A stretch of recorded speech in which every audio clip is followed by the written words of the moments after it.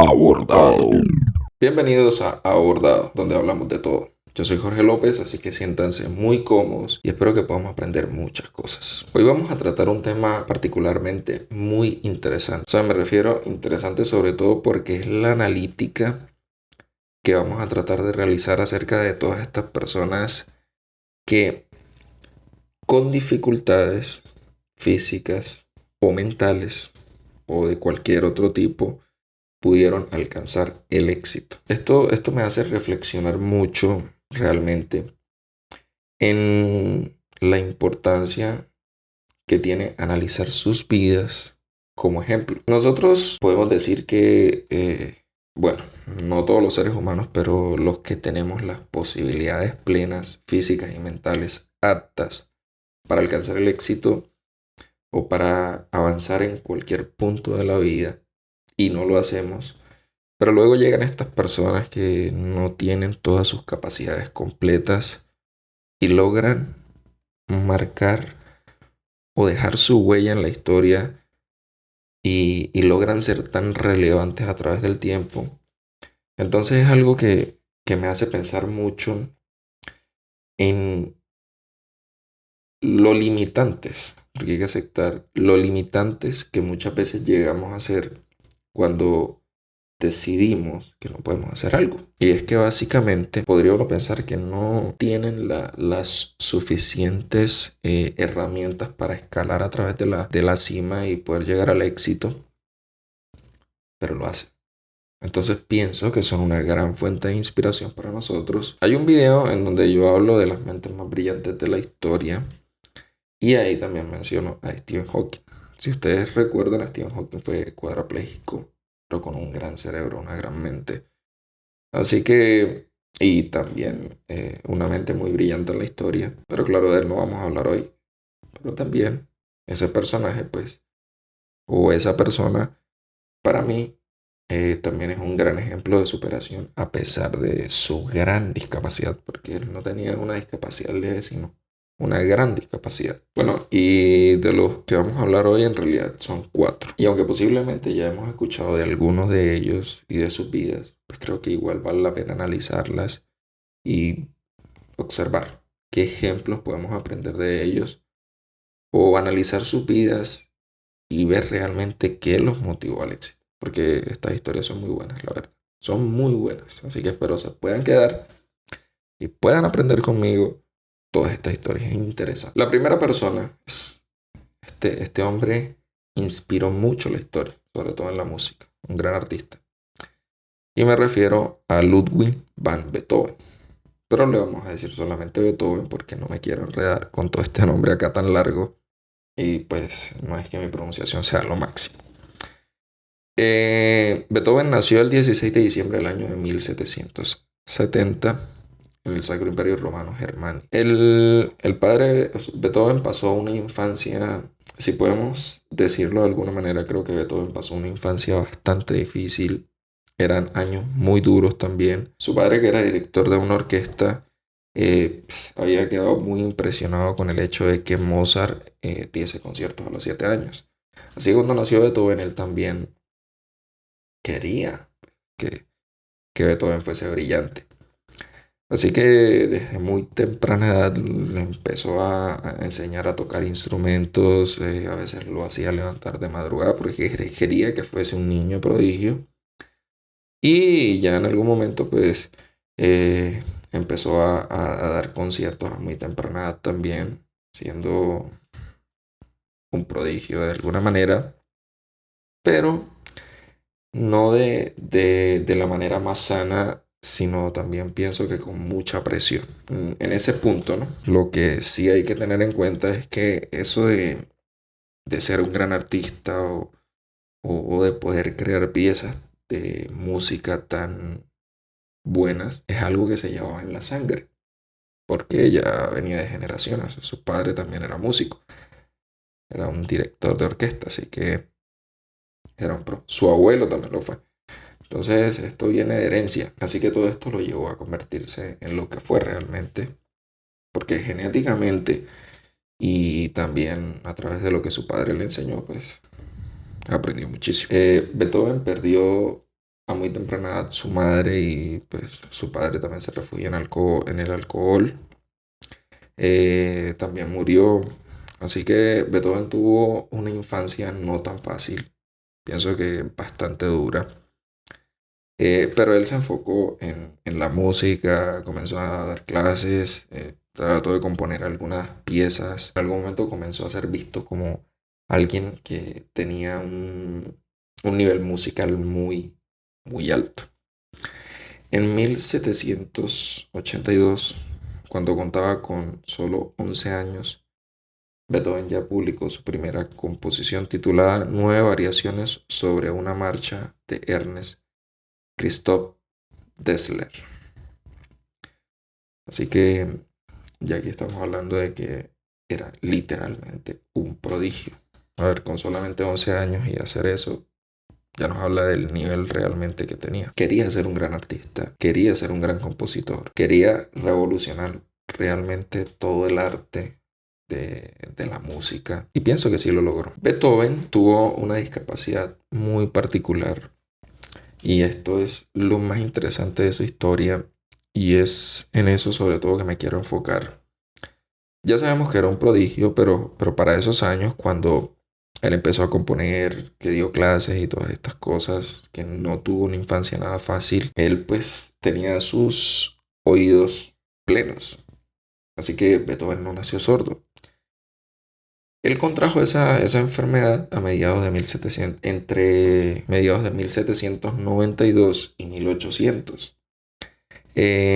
Incluso se dice que cargaba siempre un cuaderno para que las personas escribieran allí sus ideas y bueno, y se pudiesen comunicar con él, cosa que le desesperaba y literalmente le irritaba y lo volvió un hombre muy nervioso, porque es difícil que tu arte sea la música que necesites escuchar y pues, no tengas esa habilidad totalmente desarrollada. O sea, Beethoven no perdió el oído por completo, pero sí lo fue perdiendo a través del tiempo. Como ya sabemos, él se entregó de lleno a la creación de grandes notas musicales y es esto también lo que quiero resaltar. O sea, el hecho es que Beethoven, luego que pierde el oído totalmente, lógicamente se entregó al abandono, se desesperó muchísimo, fue toda una locura en su vida, porque él sabía que su necesidad o su vida o la parte de su vida estaba en la música y haber perdido el oído, pues lógicamente hizo que Beethoven de alguna manera decayera muchísimo, pero en algún punto de su vida, luego de perder completamente el oído, él crea la novena sinfonía, que es una de las más destacadas, igual como la tercera sinfonía, por mencionar algunas.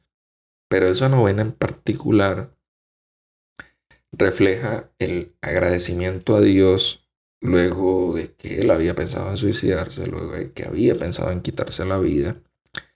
Entonces, a través de esta pieza inspiradora, pues él agradece a Dios. Y pienso que es una nota impresionante, muy, pero muy hermosa. Es un éxito rotundo en la carrera de Beethoven.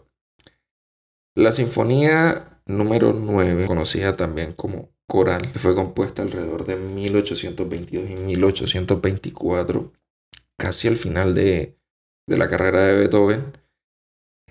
Es la última sinfonía completa del compositor alemán. Es una de las obras más trascendentales, importantes y populares de la música y el arte. Esta composición en particular se convirtió en un símbolo de libertad. Desde 1985 es el himno de la Unión Europea. Presten mucha atención a esto.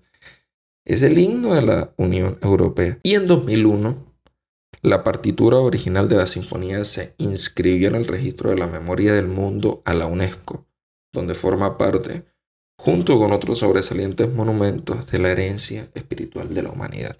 Esto es impresionante. O sea, lo que hizo Beethoven y lo que logró Beethoven es una cosa impresionante. Y sobre todo, esto es lo que quiero que analicemos. O sea, si analizamos la vida de Beethoven, bueno, tuvo sus percances, una vida nada fácil. Y durante ese tiempo, pues alcanzó a crear unas piezas excelentes, porque no lo vamos a negar, unas piezas muy excelentes. Pero es que luego de que él queda completamente sordo, y entiende que la vida no ha terminado allí, entonces es cuando de repente sale, compone una de las mejores piezas existentes en el planeta. Es sorprendente, literalmente es sorprendente. Y lo peor de todo es que se convirtió en herencia espiritual de la humanidad. Y es que cuando escuchas esa pieza, wow, o sea, literalmente te colocas a pensar en lo hermoso que, que es esa sinfonía, en lo hermosa que es ese arte musical interesante. Tienen que escucharlo. Sinfonía número 9 de Beethoven. Y bueno, ya Beethoven a la final pues murió el 26 de marzo de 1827 en el Imperio Austriaco. La siguiente persona se llama Vincent van Gogh. Nació el 30 de marzo de 1853 en Países Bajos. Vincent desde muy temprana edad ya mostraba un carácter bastante difícil y un temperamento bastante fuerte. Abandonó sus estudios, empezó a trabajar en 1869 a la edad de 16 años como aprendiz de Goupil y Co. En mayo de 1875 fue destinado a París, donde creció su amor por el arte, en una exposición de dibujos de Jean-François Millet. Y a finales de marzo de 1876 regresó a Inglaterra, donde permaneció 2 años.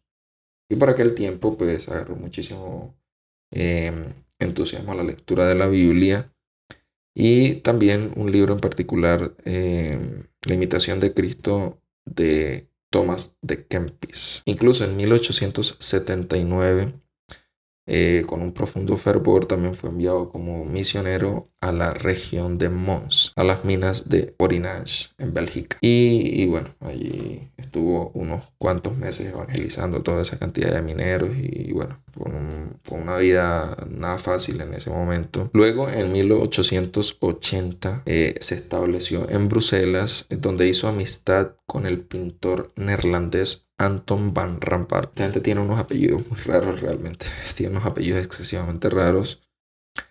Y allí se inscribió en la Academia de Bellas Artes, donde estudió dibujo y perspectiva. Van Gogh tampoco nació con discapacidad. Pues si vemos toda su trayectoria, si era de joven, era bastante difícil, pero no tenía una discapacidad plena para ese momento.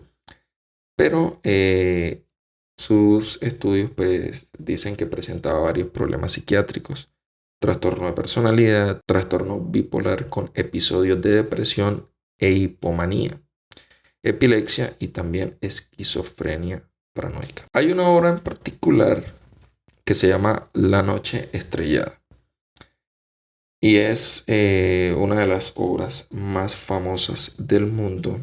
Ha sido apreciada por muchísimas décadas. Pintada en 1899, es una mega obra. Literalmente es una mega obra. Y fíjense en esto. Actualmente, esa obra se encuentra en manos del Museo de Arte Moderno de Nueva York, MoMA. Y se dice que si quisieran venderla, su valor oscila entre los 500 y los 1.000 millones de dólares. Es una locura. Si lo pensamos bien, es una locura. Él termina muriendo el 29 de julio de 1890 por arma de fuego a los 37 años de edad. Muy joven. La siguiente persona de la que vamos a hablar es John Forbes Nash. Nació el 13 de junio de 1928 en los Estados Unidos. Bueno, aquí estamos hablando de un niño que pues, se dice que era un niño bastante solitario, pero le gustaba mucho la lectura y era muy poco de jugar con otros niños. Pero sí era bastante enfocado en sus estudios. Ganó una beca en el concurso de George Watinghouse en junio del 45 y se matriculó en la actual Universidad Carnegie Mellon para estudiar ingeniería química. Se licenció en matemáticas en 1948 en la Universidad de Harvard, donde él pensaba que era lo mejor estudiar. Así que fue muy buena decisión. En 1950 empezó a trabajar en la Rand Corporation, institución que canalizaba fondos del gobierno de los Estados Unidos para estudios científicos realizados con la Guerra Fría y en la que se estaba intentando aplicar los recientes avances de la teoría de juegos para el análisis de estrategias diplomáticas y militares. Y quiero que tomen nota de eso porque fue algo muy interesante que más adelante vamos a hablar que él hizo con eso. Entre abril y mayo de 1959 ingresó en el hospital McLean, donde fue diagnosticado con esquizofrenia paranoica. Tuvo también una fuerte discapacidad, en este caso con la que no nació, pero diferente a Van Gogh, pues John era un especialista en matemáticas y el otro era un especialista en el arte. En 1961 ingresó al Hospital Psiquiátrico de Trenton en Nueva Jersey y durante los 9 meses siguientes pasó periodos en hospitales psiquiátricos en los cuales recibió tratamientos con fármacos antipsicóticos y terapias de shot con insulina. Hizo un aporte a la teoría de los juegos que le permitió empezar a desarrollar el llamado equilibrio de Nash, una de las principales contribuciones a esta área de las matemáticas dedicada al análisis de los procesos de toma de decisiones. Él murió el 23 de mayo del 2015 en Estados Unidos con 86 años de edad. Y la cuarta persona de la que vamos a hablar es Nick Vujicic.